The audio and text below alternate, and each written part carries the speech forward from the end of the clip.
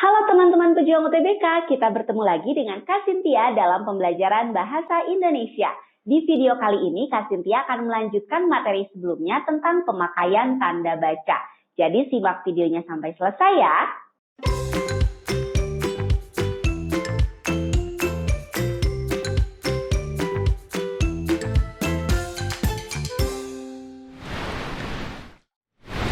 Sebagai kilas balik, Kak Cynthia akan membahas dulu pengertian tanda baca. Nah, tanda baca adalah suatu tanda yang dipakai dalam sistem ejaan, yaitu kalimat. Tanda baca akan menunjukkan struktur dari sebuah tulisan, sehingga pembaca dapat menentukan intonasi dan jeda pada saat membaca. Nah, ada beberapa jenis tanda baca ya, teman-teman.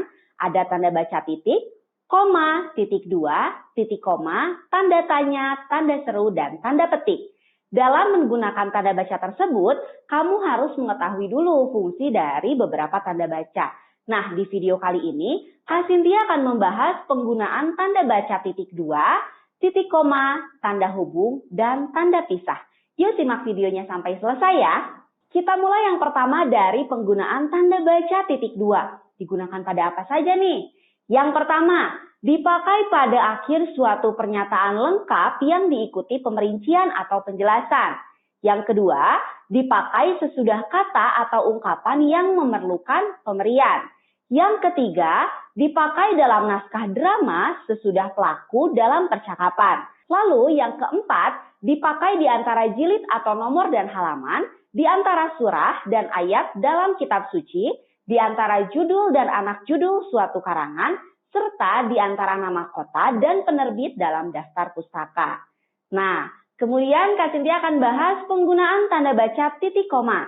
Yang pertama, dipakai pada akhir pemerincian yang berupa klausa, dipakai untuk memisahkan bagian-bagian pemerincian dalam kalimat yang sudah menggunakan tanda koma, dan yang ketiga, dipakai sebagai pengganti kata hubung untuk memisahkan kalimat setara yang ada di kalimat majemuk. Nah, sekarang Kak Cynthia akan membahas penggunaan tanda hubung.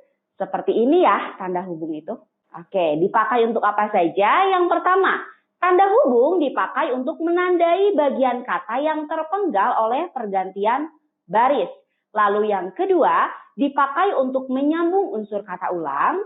Yang ketiga, dipakai untuk menyambung tanggal, bulan, dan tahun yang dinyatakan dengan angka. Yang keempat, dipakai untuk menyambung huruf dalam kata yang dieja satu per satu. Yang kelima, dipakai untuk memperjelas hubungan bagian kata atau ungkapan. Selanjutnya, tanda hubung juga dipakai untuk merangkai unsur bahasa Indonesia dengan bahasa daerah atau asing.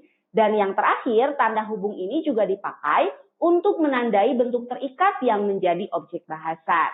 Nah, sekarang Kak Cynthia akan bahas penggunaan tanda pisah. Wah, kalau kita lihat mirip ya bentuknya, tapi ada perbedaan. Kalau tanda hubung tadi stripnya lebih pendek ya daripada tanda pisah. Tanda pisah ini digunakan untuk tiga hal. Yang pertama, untuk membatasi penyisipan kata atau kalimat yang memberikan penjelasan di luar bangun kalimat. Yang kedua, dipakai untuk menegaskan adanya keterangan aposisi atau keterangan yang lain. Dan yang ketiga, dipakai di antara dua bilangan, tanggal atau tempat yang berarti sampai dengan atau sampai ke. Nah, sekarang kalian sudah tahu ya penggunaan tanda baca titik dua, titik koma, tanda hubung, dan tanda pisah. Pengetahuan tentang penggunaan tanda baca ini dibutuhkan dalam pengerjaan soal ejaan. Biasanya pada UTBK akan ditemukan soal tentang kesalahan penggunaan tanda baca. Jadi adik-adik harus tahu dulu fungsi dari masing-masing tanda baca. Oke, agar lebih dapat dipahami, Kak Cynthia punya latihan soal untuk adik-adik di rumah. Kita mulai dari soal yang pertama. Tanda pisah digunakan secara tidak tepat dalam kalimat yang mana? Coba sebelum Kak Cynthia yang bahas, Kak Cynthia beri waktu adik-adik di rumah untuk menjawab soalnya.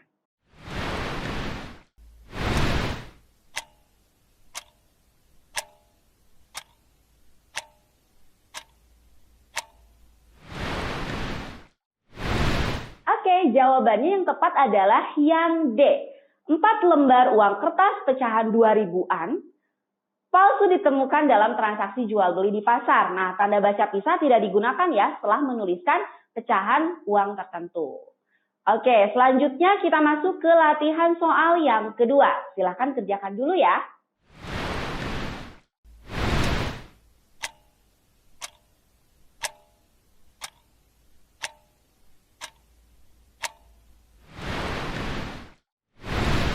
Oke, Kak Sintia bahas. Sebelum dibahas, Kak Sintia baca dulu soalnya. Polisi wilayah Bandung berhasil meringkus 10 orang begal, 2 orang tewas tertembak, 3 orang kakinya tertembak, dan 5 orang lainnya menyerahkan diri yang sering beroperasi di daerah Jawa Barat.